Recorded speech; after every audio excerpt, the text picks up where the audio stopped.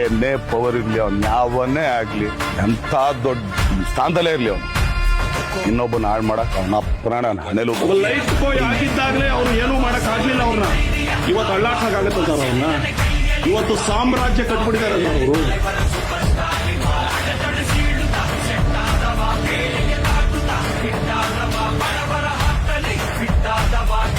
ಗಳಿಸಲು ಇವ ಬಂದವ